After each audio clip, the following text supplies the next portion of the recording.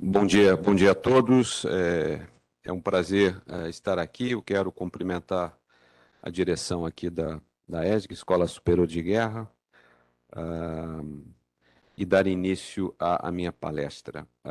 O tema sugerido é a importância da diplomacia no cenário internacional no século XXI. É para mim, em boa hora que participo deste seminário da Associação dos Colégios de Defesa Ibero-Americanos, o seminário que é online também, promovido por esta Escola Superior de Guerra, e eu faço na condição de representante do Ministro de Estado das Relações Exteriores, embaixador Carlos Alberto Franco França, que não pôde comparecer em razão de compromissos anteriormente assumidos. Antes de mais nada, eu desejo aqui repetir o que afirmou o ministro França quando teve a oportunidade de proferir palestra sobre a política externa do governo Bolsonaro nesta casa, pouco depois de assumir o comando do Itamaraty, do Ministério das Relações Exteriores.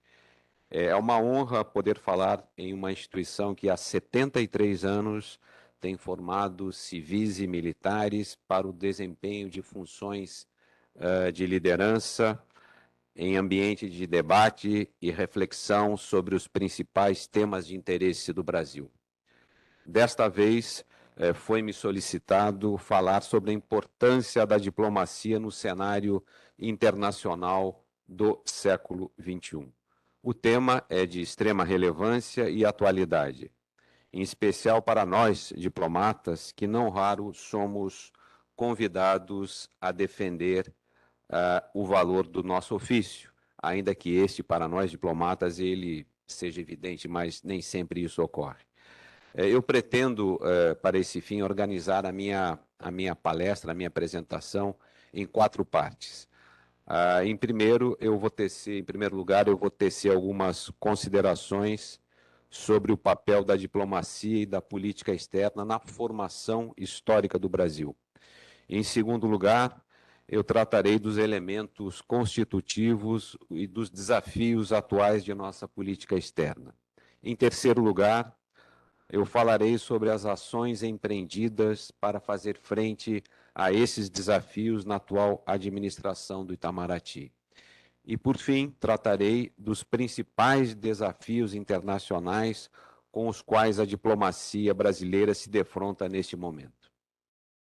Vamos, então, às considerações iniciais, o papel da diplomacia do Brasil, da diplomacia na formação do Brasil, na formação do nosso país.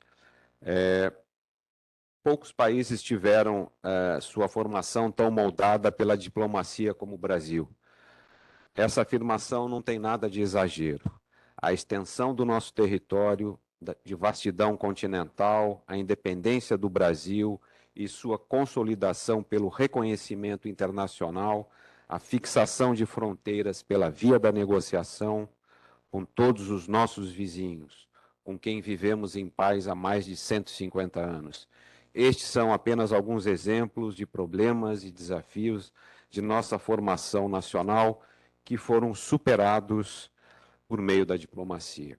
E eu acho que no contexto justamente deste evento, que reúne países ibero-americanos, isso merece ser dito com toda a ênfase. A consolidação do nosso território é um dos exemplos mais eloquentes. Como se sabe, o território é a base mesma da soberania. Sua definição constitui ato inaugural da nossa existência internacional. A maneira como o território de um país é delimitado é determinante do tipo de relação que temos com os nossos vizinhos. No caso do Brasil, o traçado de nossas fronteiras não foi estabelecido por meio de relações de força, mas sim por um processo longo e paciente de negociação. É notável constatar, nesse sentido, que um país das nossas dimensões tenha conseguido não apenas resolver todas as pendências de limites com os vizinhos, como também aumentar significativamente o tamanho de seu território por meio da negociação diplomática. Na medida em que formos capazes de resolver cedo e de maneira pacífica esses desafios iniciais de formação do nosso território, nossa diplomacia pôde concentrar os seus esforços em atividades e iniciativas voltadas à consecução de nossos objetivos estratégicos no plano externo. Conseguimos fazer isso sem ficarmos prisioneiros de litígios com os vizinhos, ou herdeiros de desconfianças e antagonismos resultantes de pendências mal resolvidas, ou resolvidas de forma não pacífica e que, no mais das vezes, ficam como manchas jamais superadas nas relações entre vizinhos. No que diz respeito a esta segunda parte da minha apresentação, os elementos da política externa brasileira, quais são eles? De modo geral, são três os elementos que devem ser levados em conta na formulação de uma política externa. São eles: a capacidade de captar, de diagnosticar de forma objetiva a realidade do mundo, ou seja, identificar as principais tendências do cenário internacional, riscos, ameaças e oportunidades. Em segundo lugar, a definição de objetivos nacionais estratégicos, ou seja, dos interesses nacionais moldados por uma visão de longo prazo do país. Em terceiro lugar, a capacidade de combinar esses dois elementos iniciais, o diagnóstico da conjuntura mundial e os interesses nacionais, sob a forma de diretrizes de ação política do Estado no plano externo, sempre à luz dos valores e princípios que norteiam nossa atuação internacional. Como toda política pública, a formulação da política externa tem de estar baseada em evidências, em fatos. É necessário, portanto, compreender com clareza as tendências e os condicionamentos que o mundo nos impõe e vislumbrar com igual clareza como podemos influenciar o rumo desses condicionamentos, de modo a deles extrair os resultados favoráveis à consecução de nossos objetivos estratégicos, dos nossos interesses nacionais. Esses resultados podem concretizar-se sob a forma de maiores investimentos estrangeiros no Brasil ou de maior acesso a mercados para as nossas exportações, especialmente, mas não exclusivamente, do nosso agronegócio. Podem ser uma maior participação em instâncias decisórias de paz e segurança internacional ou em instituições econômicas e financeiras multilaterais, de modo a melhor defender nossos interesses nos campos político e econômico. Resultados podem também vir sob a forma de transferência de tecnologia, projetos de cooperação em diferentes setores, com destaques na conjuntura atual para o setor de saúde e de contenção de eventuais novas crises sanitárias. Pilar fundamental da política externa é a defesa dos interesses nacionais no exterior, o que podemos interpretar como sendo o trabalho por resultados que beneficiem a população brasileira como um todo.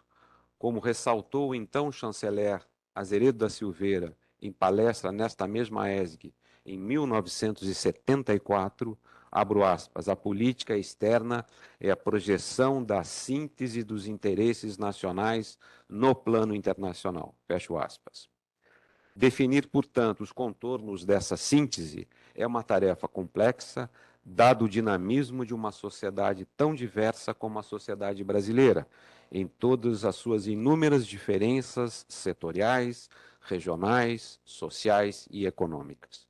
Enquanto política pública, a política externa e as instituições de Estado por ela responsáveis, como o Itamaraty, não se podem furtar ao exercício de fazer um balanço desse conjunto de interesses em seu trabalho cotidiano.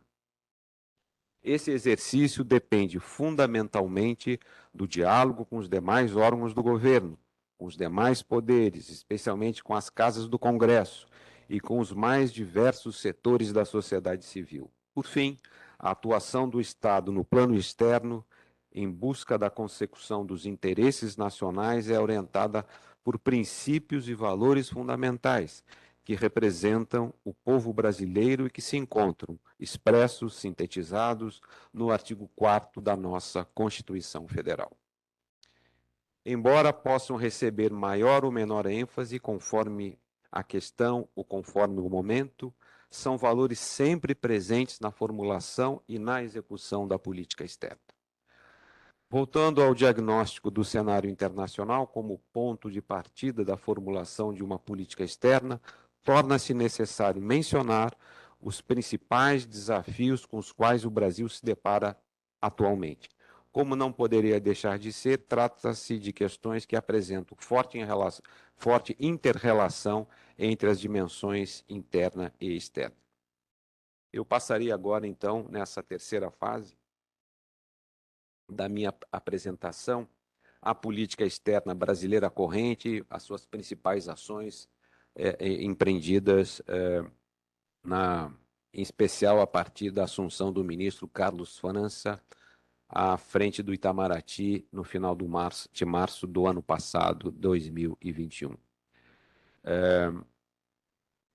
Por meio da diplomacia da saúde, na gestão do ministro Carlos França, nós trabalhamos para assegurar, junto aos principais países responsáveis pelas cadeias de produção de vacinas, como China, Estados Unidos, Índia e Reino Unido, o fornecimento, melhor dizendo, de vacinas contra a Covid-19 e de ingredientes farmacêuticos ativos, IFAs.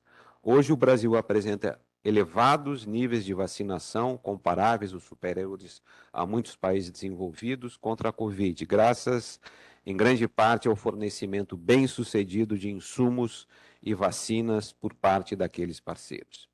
Temos, ao mesmo tempo, empreendido esforços no âmbito da Organização Mundial da Saúde, OMS, e da Organização Mundial do Comércio, OMC, para remover barreiras ao comércio de vacinas e insumos e para permitir o aproveitamento da capacidade produtiva dos países em desenvolvimento em termos de produção de imunizantes e insumos médicos. Estamos convencidos de que as flexibilidades presentes nos acordos de proteção à propriedade intelectual devem ser aproveitadas para adotar o mundo em desenvolvimento da possibilidade de produzir cada vez mais suas próprias vacinas. Ao mesmo tempo, coube à Agência Brasileira de Cooperação, ABC, que está subordinado ao Ministério das Relações Exteriores, coordenar a recepção pelo Brasil de doações internacionais de equipamentos, medicamentos, vacinas e insumos para o combate à pandemia. Foram doações de parceiros externos em benefícios do SUS, o Sistema Único de Saúde, patrimônio comum de todos os brasileiros, além de terem contribuído para os sistemas de saúde de estados e municípios. A Agência Brasileira de Cooperação também administrou doações do Brasil a mais de 20 países da América Latina, África e Ásia, em linha com a nossa tradição de cooperação humanitária e de solidariedade no enfrentamento de emergências globais. De nossa diplomacia econômica, eu destaco a atuação do Brasil no G20 e na Organização Mundial do Comércio, em defesa de normas mais rígidas contra medidas de caráter protecionista e contra subsídios distorsivos ao comércio de bens agrícolas. Temos igualmente atuado em defesa do livre fluxo internacional de bens e serviços, baseado em regras válidas para todos, mediante a valorização dos 3 pilares da OMC, da Organização Mundial do Comércio, ou seja, negociações, solução de controvérsias e monitoramento e transparência. São essas as diretrizes que orientarão a participação do Brasil na Conferência Ministerial da OMC, em Genebra, no próximo mês de junho, dos dias 12 a 16. Igualmente, no âmbito da diplomacia econômica, fortalecemos nossas relações com a Ásia, que se tem expandido com toda velocidade e transformaram o continente asiático cada vez mais no motor do crescimento exterior brasileiro. O Brasil formalizou em 2021 adesão ao Banco Asiático de Investimentos e Infraestrutura. Trata-se de instituição financeira com forte potencial para ampliar a carteira de investimentos no Brasil, sobretudo na área de conectividade física. Apresentamos, ademais, nossa candidatura a parceiro do diálogo setorial com a ASEAN, a Associação das Nações do Sudeste Asiático, bloco regional de economias altamente dinâmicas que, em conjunto, já representam, isso é uma informação interessante e nova, o terceiro maior fluxo do comércio exterior do Brasil. No caso das relações com a China, principal destino de nossas exportações, trabalhamos conjuntamente ao longo de 2021 para adotar um novo plano estratégico que define os parâmetros das relações bilaterais pela próxima década até 2031 e o novo plano executivo que as orienta pelos próximos 4 anos. Ambos os documentos serão aprovados na 6ª sessão da Comissão Sino-Brasileira de Alto Nível de Concertação e Cooperação, COSBAN, que se realiza de forma virtual no dia de hoje, 23 de maio, em formato vice-presidencial, conforme previsto na estrutura da comissão. No nosso caso, teremos à frente o vice-presidente general Hamilton Mourão. Igualmente, no continente asiático, as visitas do presidente Jair Bolsonaro em novembro de 21 aos Emirados Árabes Unidos, Catar e Bahrein constituíram um marco importante no estreitamento das relações bilaterais com os países do Golfo. O foco da visita não foi apenas comércio e investimentos, incluiu também novas frentes de cooperação como defesa, energia, agricultura, ciência, tecnologia e inovação. O pavilhão do Brasil, pelo qual passaram cerca de 2,5 milhões de visitantes, um número impressionante, mostrou ao mundo um país moderno, aberto, sustentável e pleno de potencialidades. O Brasil marcou presença ativa na Expo Dubai, o maior evento do planeta em termos de duração e de público, encerrado em março último. Estima-se que a agenda de negócios coordenadas pela Apex Brasil, que também faz parte do Ministério das Relações Exteriores, resulte em 500 milhões de dólares em exportações, 10 bilhões de dólares em investimentos estrangeiros e na geração ou manutenção de 120 mil empregos diretos. Na terceira urgência de nossa atuação externa, definida pelo ministro Carlos França, a do desenvolvimento sustentável, devo destacar a ativa participação do Brasil na COP26, em novembro passado, em Glasgow, que representou um marco importante para o regime multilateral de mudança do clima. Na ocasião, anunciamos a determinação de elevar a ambição dos nossos compromissos em matéria climática. Antecipamos, nesse sentido, de 2060 para 2050 a nossa neutralidade de carbono.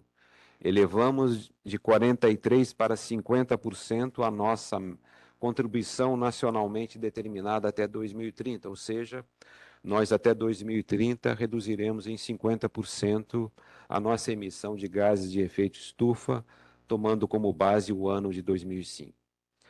Antecipamos de 2030 para 2028 nossa meta de eliminação do desmatamento ilegal e nos somamos ao compromisso global para a redução das emissões de metano, bem como a declaração sobre florestas e uso da terra. Embora o combate à pandemia, a recuperação econômica e o desenvolvimento sustentável tenham estado no topo das prioridades de nossa agenda externa neste último ano, outros temas continuam ou passaram a ser relevantes para a nossa política externa. No campo dos direitos humanos, o Brasil ratificou, ao longo deste período, a Convenção Interamericana contra o Racismo, a discriminação racial e formas correlatas de intolerância da OEA, Organização dos Estados Americanos, em cuja elaboração o Brasil teve um papel de destaque. Aderimos também à Aliança Internacional em Memória do Holocausto, em sinal inequívoco de nosso compromisso com o combate a todas as formas de racismo, intolerância e xenofobia, inclusive o antissemitismo. Destaco igualmente a eleição do Brasil em 2021, me desculpem, com votação expressiva para assento não permanente no Conselho de Segurança das Nações Unidas, no biênio 2022-2023. A eleição é fruto do reconhecimento das credenciais do Brasil como ator relevante do sistema internacional e de nossa histórica contribuição para a manutenção de paz e da segurança internacionais, inclusive com o uso de tropas.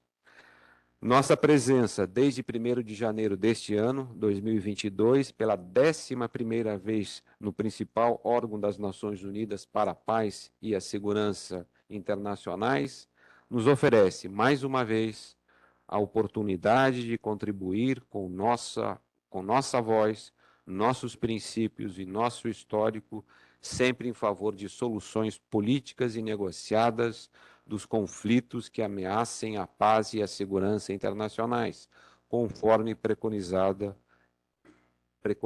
em nossa Constituição Federal. A participação regular do Brasil no Conselho de Segurança das Nações Unidas encontra-se em consonância com a ambição histórica do país, do Brasil, de ocupar assento permanente no Conselho e com a disposição de contribuir ativamente para a paz e a segurança internacionais. O Brasil tem uma rica trajetória de 70 anos de contribuições para operações de manutenção de paz das Nações Unidas, do Suez ao Haiti, do Haiti ao Líbano, todas com a atuação das Forças Armadas Brasileiras amplamente reconhecidas e admiradas pela comunidade internacional. Mais recentemente, até 2020, encontrava-se desdobrado nosso maior contingente no âmbito da Força Interina da ONU no Líbano, chamada UNIFIL, onde a Marinha do Brasil exerceu, desde 2011 até 2020, o comando da única força-tarefa marítima em operações de paz das Nações Unidas.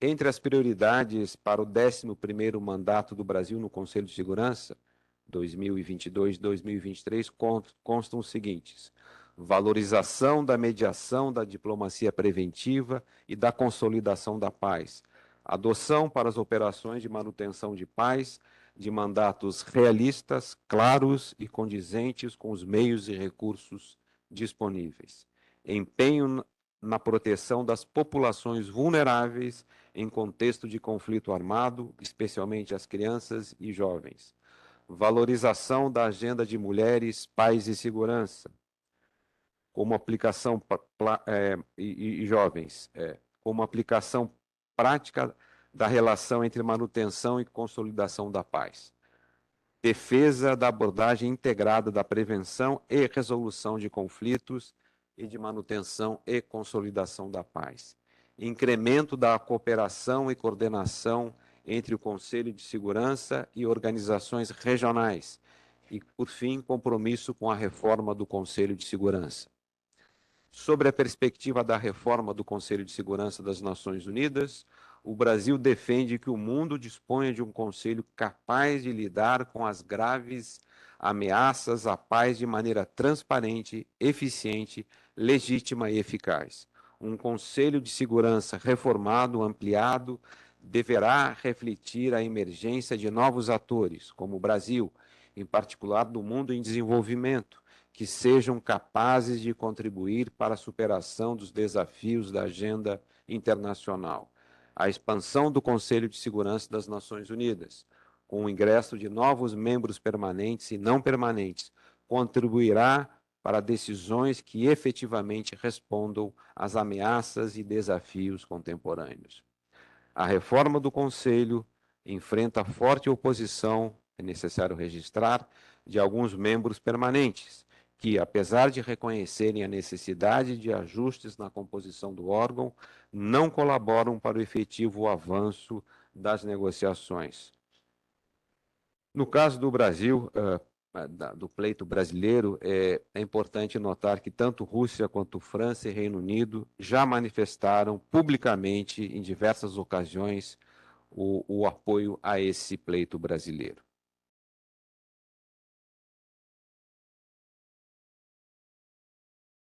Eu gostaria agora de fazer uma menção aos desafios do momento no cenário internacional, desafios do Brasil, mas não só do Brasil, de todos os países que compõem os participantes deste evento. Bom, feito esse registro inicial aí, seja do ponto de vista histórico, seja de quais são as nossas prioridades, o que nós temos feito na gestão do ministro Carlos França à frente do Itamaraty, eu vou tratar, como eu disse, de alguns desafios mais específicos, atuais, na agenda diplomática brasileira. O conflito na Ucrânia é um deles, as questões de segurança, sobretudo nuclear e cibernética, é outro, a modernização do Mercosul e a candidatura do Brasil à OCDE, Organização de Cooperação e Desenvolvimento Econômico. Bom, a urgência mais óbvia e recente no cenário internacional é o conflito na Ucrânia e os seus desdobramentos políticos, econômicos e humanitários. Desde o início do conflito, em 24 de fevereiro, o Brasil teve oportunidade de posicionar-se na Assembleia Geral das Nações Unidas e no Conselho de Segurança das Nações Unidas sobre o tema da situação humanitária na Ucrânia.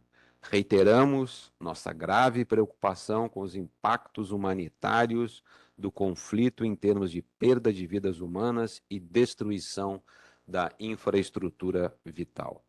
Defendemos e temos dado nosso voto a favor da pronta investigação de todas as violações de direitos humanos no conflito.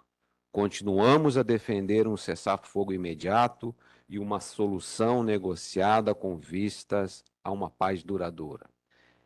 E uma paz imediata e duradoura precisará necessariamente contemplar as preocupações de segurança de todos os lados envolvidos no conflito. Só existe uma alternativa à negociação e à diplomacia.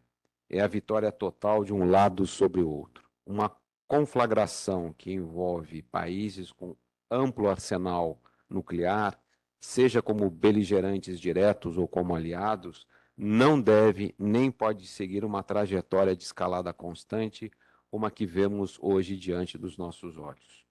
Em um conflito com tal arsenal, buscar a vitória militar de um lado sobre o outro aumenta enormemente o risco de que, a partir de certo ponto, toda a humanidade seja derrotada.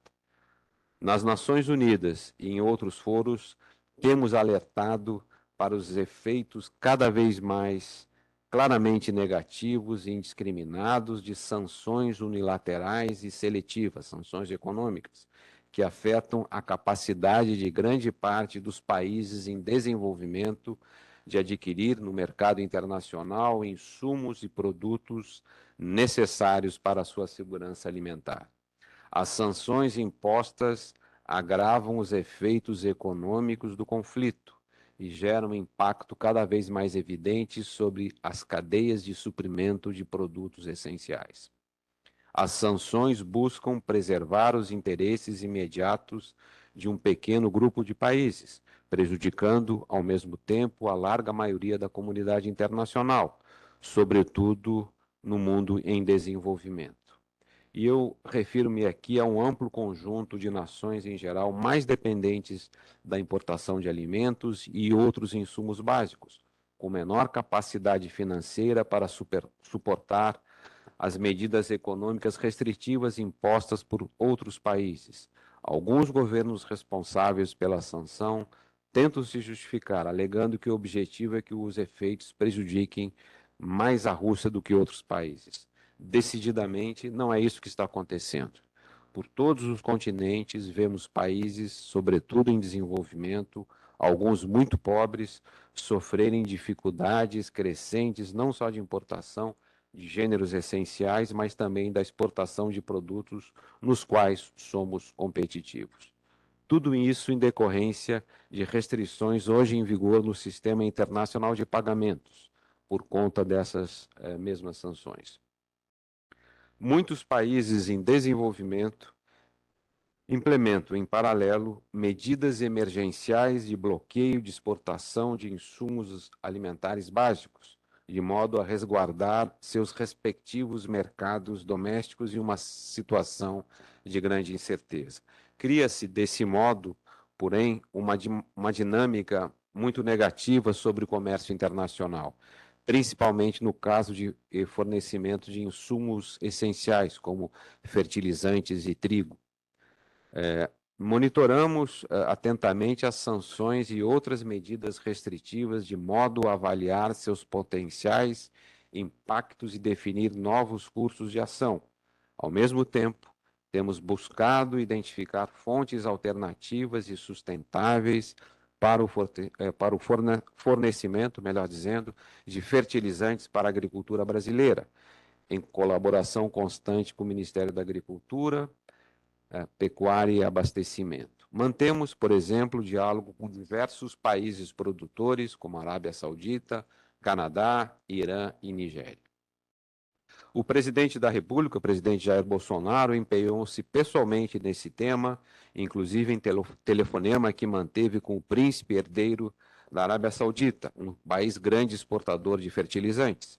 O ministro Carlos França conversou por telefone com o secretário de Estado dos Estados Unidos, Antony Blinken, de modo a explorar a possibilidade de emissão de licença especial para importação de fertilizantes de países sob sanção, como o Irã e a própria Rússia. Não temos poupado esforços para equacionar essa questão de importância vital, de forma a preservar nossa economia dos efeitos da crise e evitar consequências sobre a segurança alimentar da população brasileira. Outra área em que se evidencia a importância da diplomacia nesse início do século XXI é o das armas de destruição em massa e das tecnologias sensíveis. Nos últimos anos, os regimes multilaterais de desarmamento, não proliferação e controle de armamentos vêm sendo afetados por um ciclo vicioso de desconfiança, particularmente entre Rússia e Ocidente, exacerbado pelo desmantelamento de importantes acordos de controle de armas nucleares e convencionais. Essa espiral negativa tem afetado diretamente também o núcleo desse regime, que é o Tratado de Não Proliferação de Armas Nucleares, o TNP. Em 2022 está prevista a 10ª Conferência de Exame, em agosto, que será realizada em Nova York. Após alguns desdobramentos positivos, tais como a extensão do Tratado New START por parte de Estados Unidos e Rússia, em março de 21, as tensões entre os países nuclearmente armados voltaram a disparar com o início do conflito na Ucrânia. À luz desse panorama, será necessário um esforço redobrado para retomar os esforços com vistas à redução do risco, dos riscos nucleares e a revitalizar os foros internacionais dedicados à questão, em particular o processo de revisão do TNP e aqueles que estão sob a atribuição da Conferência de Desarmamento em Genebra. No que diz respeito à segurança cibernética,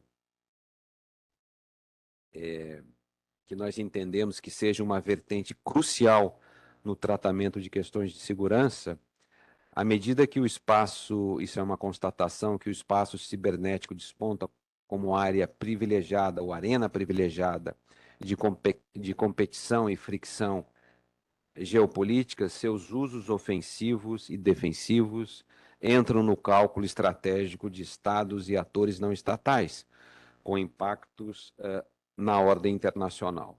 Ganha urgência, portanto, a construção de um regime internacional capaz de regular esse fenômeno, visando assegurar um espaço cibernético aberto, seguro, estável e pacífico. O Brasil tem participado dos debates multilaterais a respeito, na condição de um país com expressiva presença no espaço cibernético, que logrou avanços significativos em seu processo de transformação digital e que tem sido alvo de incidentes cibernéticos relevantes, como foi o caso do ataque a sistema digital do Ministério da Saúde em 2021. O Itamaraty dando a sua contribuição nesse sentido, tem evoluído no tratamento institucional do tema da segurança cibernética e buscado estreita concertação com o Gabinete de Segurança Institucional da Presidência da República e com o Comando de Defesa Cibernética do Exército. Em 2019, criou-se a função de coordenador de assuntos de segurança cibernética no Itamaraty, e neste ano, recentemente, no mês de abril, instituiu-se a Divisão de Segurança e Defesa Cibernética, que está vinculada, subordinada à minha secretaria, e que terá a atribuição de acompanhar o tratamento bilateral, regional e multilateral dos temas de defesa cibernética e segurança cibernética. Eu vou passar agora a um outro tema que continua a ser uma prioridade para o Brasil, por diversas razões, enfim, que é o da modernização do Mercosul. O Mercosul continua a ser um dos eixos centrais da política de inserção internacional do Brasil. Nós celebramos em 2021, no ano passado, os 30 anos de um projeto de integração multifacetado que permitiu, ao longo de 3 décadas, um fortalecimento de vínculos econômicos entre os seus sócios, mas que também possibilitou a construção de uma agenda social, como o direito à residência e ao exercício profissional nos países do bloco. Nos últimos anos, foram assinados acordos no âmbito do Mercosul sobre integração fronteiriça em áreas como circulação de pessoas, veículos, trabalho, educação e saúde, isso em 2019. Reconhecimento dos certificados de assinaturas digitais, também em 2019. Combate à corrupção no comércio exterior e nos investimentos internacionais, 2021, assim como diversos instrumentos de cooperação consular, jurídica e policial. Para além dos benefícios para os 4 países sócios do bloco, Brasil, Argentina, Paraguai e Uruguai, por meio da relação com seus estados associados, o Mercosul também se configura como instrumento para a promoção da cooperação, do desenvolvimento, da paz, da estabilidade em toda a América do Sul. Estamos conseguindo recuperar os nossos fluxos comerciais, que é uma notícia alvissareira. Após uma redução de 17% no fluxo intra-Mercosul em 2020, as exportações do Brasil para os demais países cresceram 37% em 21, atingindo 17 bilhões de dólares. O Mercosul é hoje o 4º parceiro comercial do Brasil, após China, Estados Unidos e União Europeia. A queda na participação do bloco na corrente de comércio do Brasil nas últimas 2 décadas, de 15% em 2000 para 7% hoje, está relacionada muito à ascensão da Ásia no comércio mundial. É muito importante ressaltar que a pauta de exportações para o Mercosul destaca-se por ser historicamente concentrada em produtos com maior valor agregado. Em 2021, o peso da indústria de transformação nas exportações brasileiras para o Mercosul alcançou 93%, enquanto para a China, União Europeia e Estados Unidos foi de cerca de 18%, 50% e 82%. Há uma diferença muito grande aí. Estamos falando de exportações de setores industriais, como automotivo, químico, de máquinas, com geração de empregos e irradiação em outras cadeias produtivas de alto valor agregado. Nós continuamos determinados em fazer com que o Mercosul se abra mais ao mundo. Essa é a nossa prioridade hoje, do Brasil. É por isso que trabalhamos em cooperação com o Ministério da Economia e demais pastas interessadas para ampliar nosso leque de acordos comerciais com parceiros de todas as regiões. É por essa razão que temos buscado, com tanto empenho, implementar a reforma da tarifa externa comum, que em 25 anos nunca foi ajustada e que, em seu formato atual, não se mostra compatível com uma política de maior abertura e de maior inserção do Mercosul nas cadeias internacionais de agregação de valor. Em 2021, o Brasil havia reduzido em 10% as alíquotas de importação, mas se trata de medida excepcional e temporária, válida até 31 de dezembro deste ano, 22. Estamos trabalhando por uma decisão nesse sentido no âmbito do Mercosul, que torne definitiva a revisão da tarifa externa comum. A Argentina e Paraguai já chegaram ao entendimento a respeito, preservando seus setores sensíveis. Nós seguimos agora em busca de um entendimento com o Uruguai. No que diz respeito às negociações do Mercosul com terceiros países, nosso principal esforço neste momento é a conclusão da revisão jurídica e dos poucos pontos pendentes no acordo Mercosul-União Europeia, sobretudo a finalização da lista de empresas do Mercosul com direito à continuidade do uso de termos associados a indicações geográficas europeias. O acordo estabelece que os produtores poderão utilizar os nomes dessas indicações geográficas europeias desde que as usassem previamente. Uma vez finalizada a revisão desse acordo, o Mercosul concordou em negociar com a União Europeia um documento adicional, que se encontra em elaboração pelo lado europeu. O documento trata de compromissos em matéria de desenvolvimento sustentável que fortaleçam a implementação do capítulo sobre esse sistema que já existe no acordo.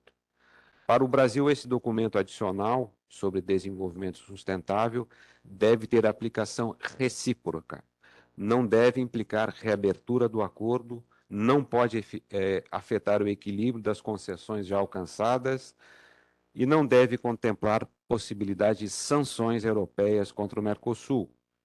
Isso, aliás, seria uma grande contradição com a própria prática da União Europeia em seus acordos comerciais. Ou seja, nós não podemos aceitar a possibilidade de sanções europeias sobre o Mercosul por questões ambientais. No desenvolvimento mais recente desse acordo, a Comissão Europeia, que é o braço executivo da União Europeia, ela respondeu formalmente aos questionamentos ao questionamento de um deputado do Parlamento Europeu sobre a situação do acordo.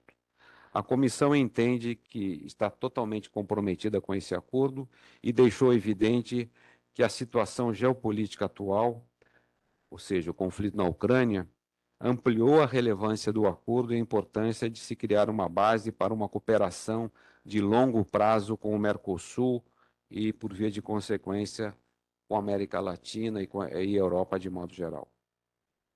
Eu vou tratar, por fim, de um tema que também está na ordem do dia, que são as negociações para a adesão do Brasil à Organização para o Desenvolvimento, para a Cooperação e Desenvolvimento Econômico, a OCDE, cuja sede fica em Paris. Eu destaco, em primeiro lugar, o convite feito pela organização, pela OCDE, formalizado em janeiro deste ano, para iniciarmos o chamado processo de acessão, uma das prioridades da política externa do presidente Bolsonaro. É um passo que ratifica nosso compromisso com a abertura econômica, com a prosperidade centrada na liberdade individual, o desenvolvimento sustentável, o fortalecimento da democracia e a proteção dos direitos humanos. O processo de acessão implica uma análise detida de políticas públicas brasileiras, bem como da convergência do Brasil aos valores e princípios da organização. O processo envolve, muito resumidamente, as seguintes etapas: a aprovação do roteiro de acessão pelo Conselho de Embaixadores da OCDE, ou ministros, a realização de uma missão inicial ao Brasil para dar início formal às discussões técnicas, a apresentação pelo Brasil de um memorando inicial com o posicionamento do nosso país em relação a todos os acordos da organização, a realização de exames técnicos pela OCDE sobre a convergência do Brasil a esses padrões normativos da organização e, por fim, a negociação de um memorando final com as condições para a acessão do Brasil à OCDE. Não é óbvio fazer uma estimativa precisa dessas etapas, sobretudo em vista aí das mudanças que devem ser observadas nessa nova geração de processos de acessão, que inclui outros países além do Brasil. O que se imagina é que esse processo poderá demorar em torno de 2 anos, talvez um pouco mais. No nosso entendimento do governo brasileiro, a acessão do Brasil à OCDE propiciará amplos benefícios para a inserção internacional do Brasil, para os esforços de avaliação e aprimoramento de políticas públicas nacionais e para a agenda de reformas econômicas em curso.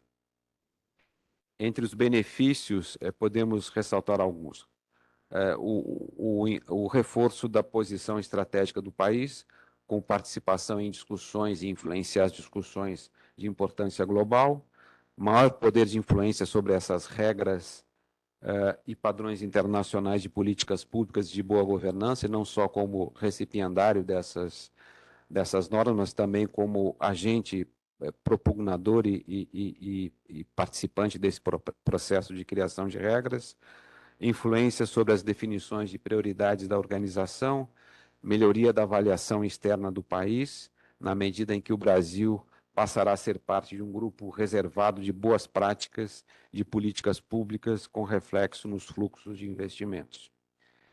Enfim, e para concluir, essa minha apresentação começou eu ressaltei a importância da diplomacia na nossa formação histórica, eu busquei apresentar os principais elementos da formulação de nossa política externa em sua matriz mais básica, enfim, estrutural.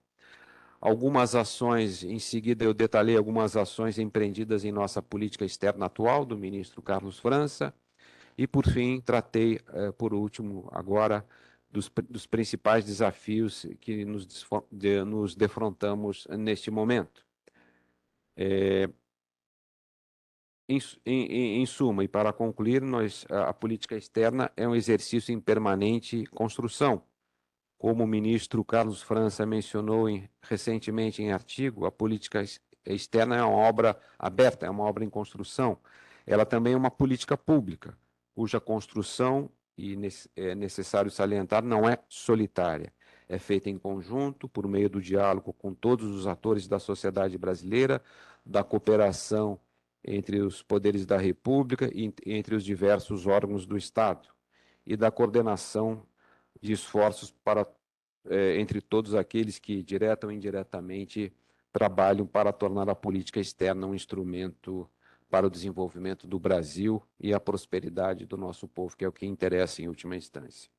E é nesse espírito que eu gostaria de dizer que o Ministério das Relações Exteriores, o Itamaraty, estará sempre aberto ao diálogo com a Escola Superior de Guerra, em suas diversas modalidades de cursos e palestras, sobre temas de interesse da política externa brasileira. Muito obrigado.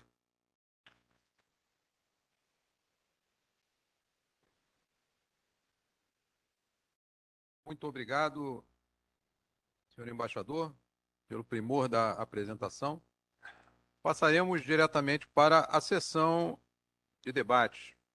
E quando assinalei aqui o primor da apresentação, porque o nosso chat está com muitas perguntas. Então, o senhor realmente suscitou a atenção da assistência. Eu vou iniciar aqui com uma pergunta que vem da Colômbia. Pois não. Vitor Cova, da Escola Superior de Guerra da Colômbia. Uhum. É uma pergunta interessante de como se preparam as tarefas dos nossos adidos, ou como eles chamam, agregados de defesa, agregados militares, navais, aéreos, do Exército, para projetar e potencializar a política externa no Brasil. Uhum. Posso responder já diretamente? Pois não, muito obrigado, coronel. Eu agradeço a gentileza da pergunta do colega da Colômbia. Nós temos também uma tradição nossa do Brasil, das instituições do Estado brasileiro. Nós temos a tradição aí das adidâncias ou aditâncias militares, cujo número é razoavelmente elevado em diversos países, seja aqui na América do Sul, na América Latina, na América do Norte, na África, Ásia, Europa, enfim, nós temos uma rede de adidâncias que, naturalmente, elas estão vinculadas e subordinadas ao Ministério da Defesa, que quem dá as orientações necessárias para o cumprimento dessas missões dos seus adidos de defesa, adidos militares.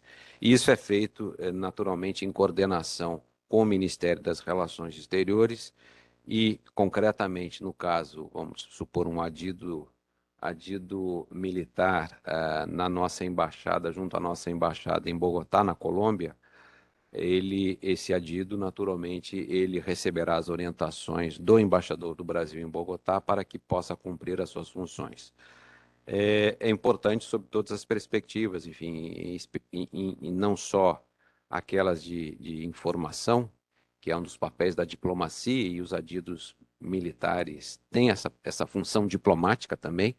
Eles trabalham em coordenação, em conjunto com os diplomatas nas nossas embaixadas, nas nossas missões no exterior, mas tem também a função de representação e também de negociação, ou pré-negociação de entendimentos entre as Forças Armadas do país em que estão acreditados e o governo brasileiro. Então, esse conjunto aí de atribuições e de tarefas que os adidos têm, eles vão naturalmente na mesma direção, como não poderia deixar de ser,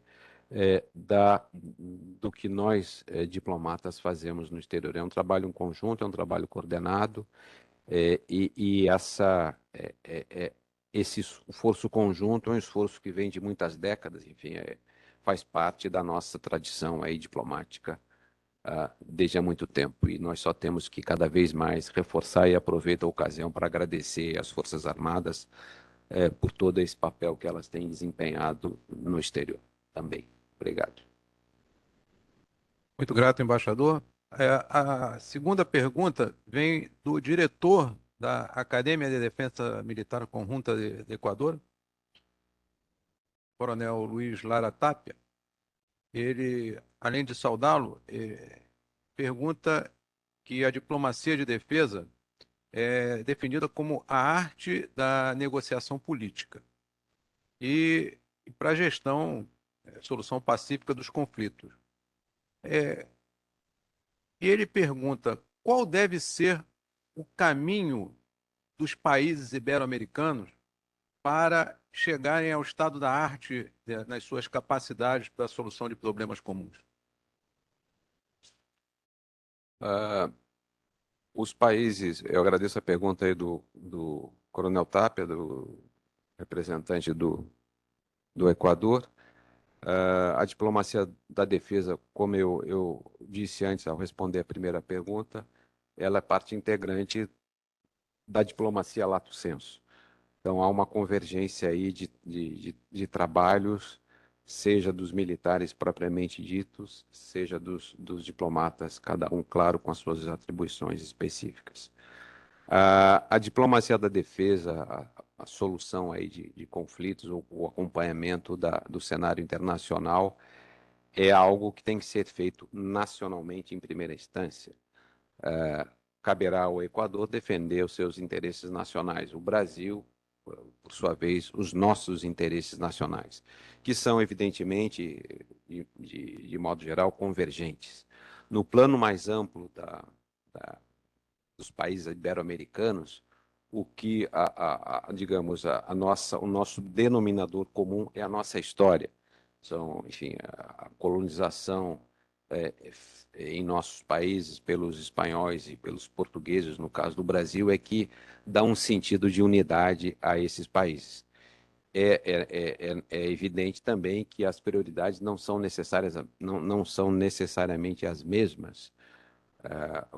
Os países da Península Ibérica, nomeadamente Portugal e Espanha, elas, enfim, são países que, em primeiro lugar, fazem parte da União Europeia, em segundo lugar, estão na OTAN, e por razões óbvias, essas circunstâncias, esses condicionantes não são os mesmos do Brasil ou Equador, por exemplo. O que não significa, e este seminário é prova disso, que não possa haver convergência de visões, de interesses, e principalmente, acho que esse é o papel principal desse contexto ibero-americano, é permitir a troca de experiências, o intercâmbio e o diálogo, que sem diálogo não é possível nós construirmos um mundo que possa funcionar de uma maneira minimamente organizada. Então, esse é o papel principal a construção do diálogo e manter a interação entre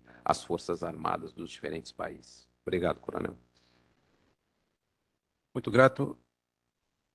A pergunta que se segue vem de George Brown, do Chile, que, em relação à política externa do Brasil e sua participação nos organismos de segurança e defesa internacionais, qual é quais são as ações realizadas pelo Brasil com relação à Junta Interamericana de Defesa, a JID? Uhum. A Junta Interamericana de Defesa ela faz parte de um contexto regional mais específico, não ibero-americano, naturalmente, que é dos Estados Americanos, né? Da Organização dos Estados Americanos. E a GID, enfim, ela teve a sua formação histórica vinculada aí ao pós-Segunda Guerra Mundial, e imediato, à Guerra Fria, e hoje ela tem uma função, e o Brasil tem participado muito ativamente nisso, uma função mais de cooperação na área de acadêmica, de intercâmbio na área de formação de militares. Acho que esse é o papel principal que a GID, a Junta Interamericana de Defesa, a meu ver, tem tem hoje. Esse é o seu principal atributo e acho que deve continuar nesse caminho. Obrigado. Eu vou aqui, para ganhar tempo, reunir duas perguntas que falam sobre o Mercosul. Uma vem especificamente de Jimmy Sandoval, do Peru, e outras chegaram de países centro-americanos. Falando sobre o Mercosul consolidado aqui na região, é, o que tem sido feito efetivamente pelo Brasil para que se incorporem mais sócios ao Mercosul e se existe alguma ideia de relacionamento do Mercosul com a comunidade centro-americana? Muito bem. Bom, todas as decisões do Mercosul integrado, Brasil, Argentina, Paraguai, Uruguai, Venezuela está suspensa por uma definição desses países e em linha com o que prevê o protocolo de Ushuaia, o protocolo que diz que os países membros do Mercosul têm que ser países democráticos. ah, o Mercosul, ele toma, como eu disse, as suas decisões por consenso.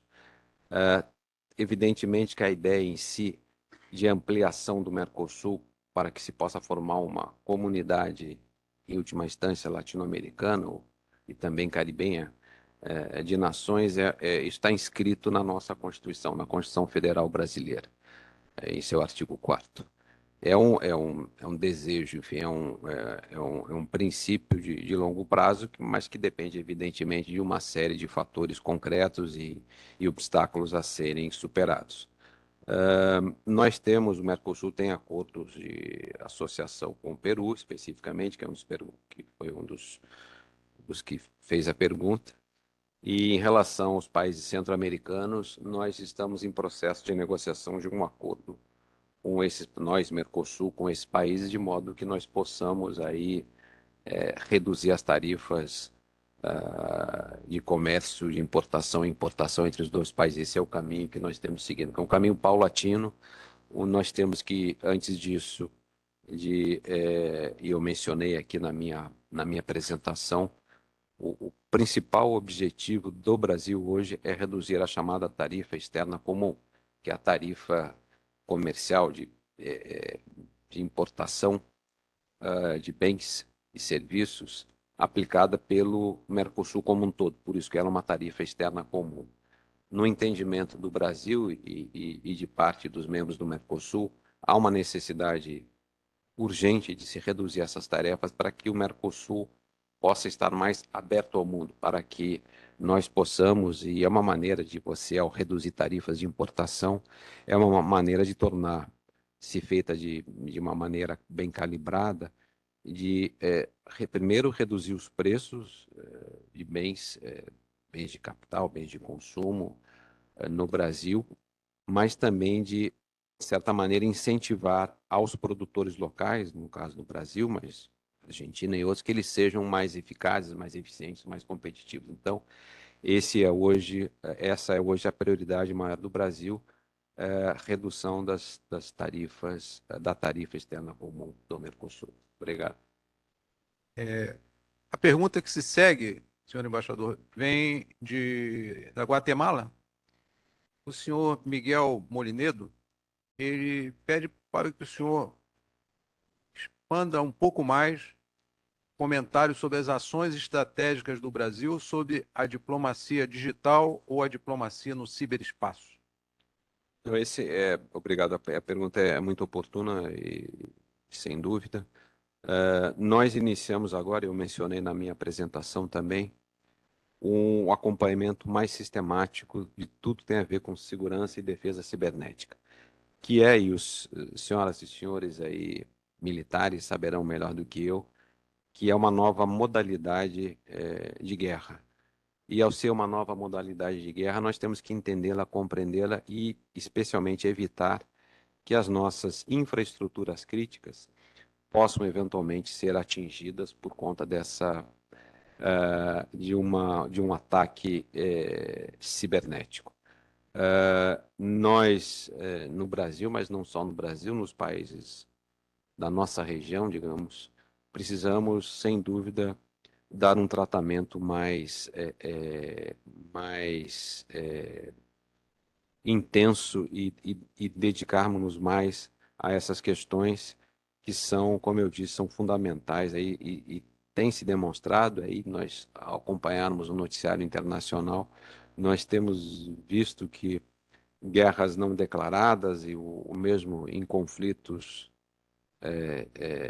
declarados, o uso de armas cibernéticas, digamos, tem sido cada vez maior. Então, essa é algo que todos nós temos que ver com muita atenção e nós entendemos também, e sendo fiéis, digamos, e coerentes com a nossa tradição aí de resolução pacífica de conflitos, de controvérsias, nós entendemos que toda essa nova frente aí de armas cibernéticas, ela deve ser regulada no plano internacional de uma maneira ou de outra. Mas isso é um trabalho ainda muito incipiente e não há ainda claramente um desenho de como isso poderia ocorrer. Vamos, deve ser a última pergunta. Vem de Ernesto Garcia, do Peru. Ele questiona sobre os impasses existentes entre o desenvolvimento e a preservação do meio ambiente, o desenvolvimento econômico e a preservação do meio ambiente. Qual o posicionamento do Brasil quando se estabelece que o meio ambiente é um patrimônio global a ser protegido e o desenvolvimento econômico fica num segundo plano? Do ponto de vista, obrigado pela pergunta, do ponto de vista conceitual, esse dilema não existe mais há pelo menos 30 anos. Não há digamos, não se trata de fazer escolhas ou preservar o meio ambiente ou termos desenvolvimento. Não. O que nós temos é o chamado desenvolvimento sustentável, que é justamente o desenvolvimento baseado em três pilares: o ambiental, o social e o econômico. Não se pode falar em única e simplesmente em preservação ambiental sem nós não cuidarmos dos aspectos sociais e econômicos. Essa tese o Brasil defende de forma embrionária desde 1972, quando houve a primeira conferência sobre meio ambiente, Conferência de Estocolmo, que completa hoje 50 anos, até haverá um evento comemorativo, e o Brasil, o Ministério das Relações Exteriores, também o governo brasileiro, à época como um todo, os ministérios, então ministérios militares, nós sempre propugnamos pela necessidade absoluta, e ainda mais naquele período, de que não se pode falar em preservação ambiental sem desenvolvimento social e econômico. No que diz respeito especificamente à Amazônia, a Amazônia é um patrimônio comum dos brasileiros, não do mundo. É um patrimônio comum dos brasileiros. E cabe ao Brasil defender a soberania da Amazônia e, ao mesmo tempo, com igual força, preservar a Amazônia, a sua riqueza, a sua biodiversidade, dar à população que vive na Amazônia, não é uma população pequena, pelo contrário, são milhões de brasileiros que vivem na Amazônia, dar as condições sociais e econômicas para que eles possam viver naquela região. Então, há um equívoco muitas vezes aí, infelizmente, de setores ambientalistas ou mesmo de alguns governos estrangeiros que sobrevalorizam o papel da Amazônia em relação, por exemplo, à mudança do clima. O que eu tenho dito, e eu tenho sido negociador desse tema já há alguns anos, e em diferentes ocasiões, eu estive na COP, Conferência das Partes da Convenção de Mudança do Clima, em Glasgow, no ano passado. Nós sempre temos dito e reiterado e procuramos fazer valer essa nossa visão de que o Brasil não é o responsável pela mudança do clima. Nós somos responsáveis, sim, pela preservação da Amazônia, nós queremos controlar o desmatamento, mas sempre partindo da premissa de que o que ocorre na Amazônia não é nem de longe, é um percentual mínimo, nem de longe responsável pela chamada mudança do clima. Então, é fundamental que haja um senso de proporções em relação às causas do problema. As causas do problema, isso é uma constatação, não é uma crítica. O aumento constante das emissões de gases de efeito estufa é provocado basicamente pelos padrões de produção e de consumo dos países mais desenvolvidos. Por quê? Porque, enfim, eles usaram combustíveis fósseis durante esse tempo todo, eles não preservaram o seu meio ambiente naquele período, hoje preservam e preservam muito, isso é louvável, mas nós temos que ter muito claro, e acho que é importante sempre ressaltar isso para o público que nos assiste, que nós queremos sim preservar o meio ambiente, mas no contexto do desenvolvimento sustentável e dando, como eu disse, o peso correto às causas dessa chamada mudança do clima. Então, esse é o que tem, digamos, é o pano de fundo que informa todas as ações do governo brasileiro em relação às questões ambientais. Obrigado, embaixador. Eu ia encerrar, mas recebi aqui um pedido, aqui, uma liminar que vem de Honduras, do Colégio de Defesa Nacional de Honduras, doutor Públio Pérez. Ele diz o seguinte, que com a crise da Rússia e Ucrânia, o senhor acredita que a neutralidade como diplomacia de defesa desaparecerá do cenário internacional? Neutralidade como política de defesa. Enfim, o que eu posso dizer é o seguinte: obviamente, esse conflito na Ucrânia, a invasão da Ucrânia pela Rússia, criou uma fricção aí, uma série de questionamentos em relação à chamada manutenção da ordem internacional. O que nós temos dito, e seja especialmente, não só internamente, nos atos e discursos das nossas autoridades, dos agentes políticos, dos responsáveis políticos pelo Brasil, mas também, especialmente nas Nações Unidas, em que nós entendemos que tem que haver um cessar-fogo imediato, solução desse conflito pelos meios diplomáticos, pela uma negociação com base nos princípios da Carta das Nações Unidas, que, por sua vez, estão também esses princípios refletidos na nossa Constituição. O que nós temos enfatizado, o presidente da República, o ministro das Relações Exteriores, é a questão de equilíbrio. Nós, na Assembleia Geral das Nações Unidas, no Conselho de Segurança, nós votamos a favor de resoluções que indicavam que esse conflito não deveria ter começado, apontando as responsabilidades, mas ao mesmo tempo dizemos que é necessário encontrar uma solução negociada para esse conflito. Então, essa é a posição brasileira que nós entendemos que seja uma posição de equilíbrio. Não se trata de neutralidade ou o não querer expressar o nosso entendimento sobre esse conflito. O que é mais do que necessário, isso sim, é uma nota sempre de cautela, de prudência e de inteligência política para que nós possamos resolver um conflito que já perdura por muito tempo.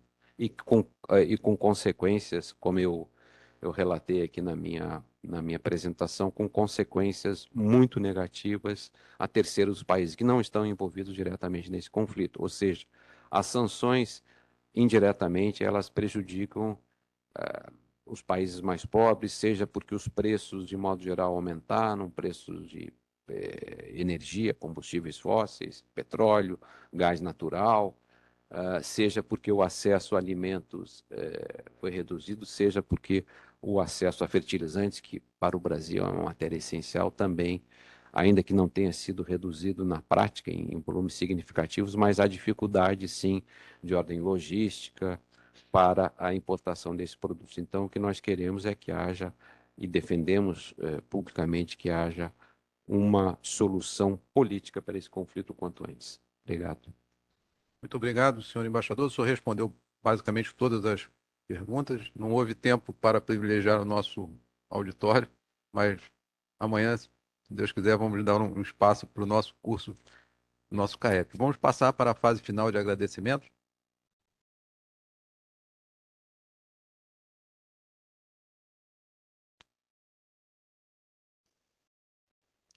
Para encerrar a jornada de hoje, convidamos o estagiário do curso de Altos Estudos de Política Estratégica desta escola, o coronel aviador Paulo César Fischer da Silva, para que, em nome do senhor comandante da Escola Superior de Guerra, proceda com os agradecimentos ao ilustre conferencista, conforme a tradição dessa escola.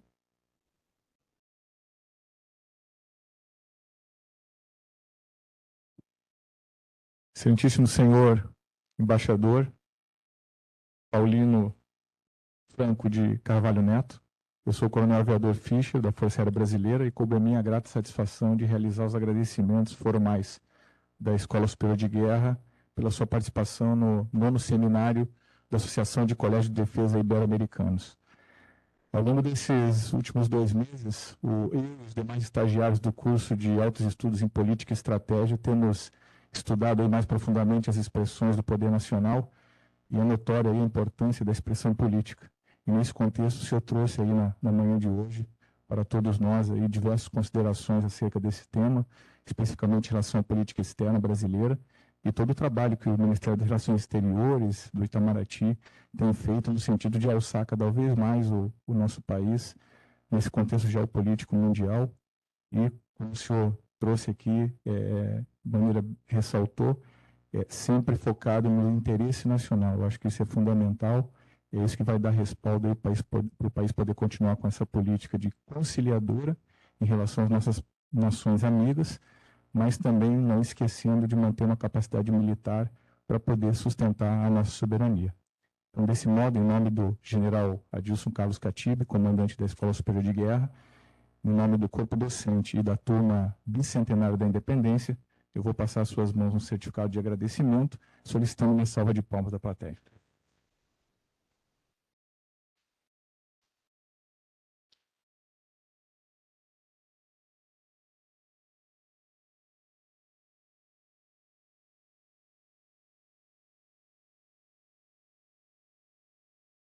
Uma consideração final da sua parte, senhor embaixador.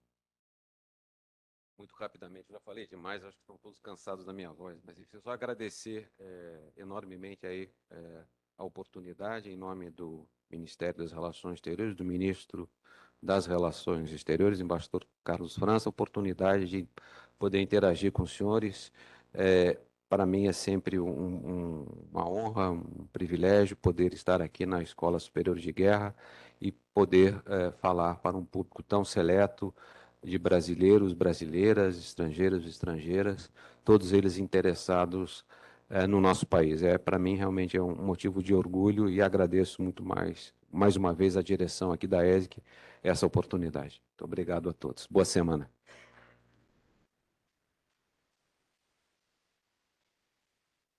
Lembramos a todos que amanhã, no mesmo horário, prosseguiremos com a conferência Defesa e Política Externa. Muito obrigado pela participação de todos. Até amanhã, se Deus quiser. E solicita-se, então, a atenção para a saída das autoridades.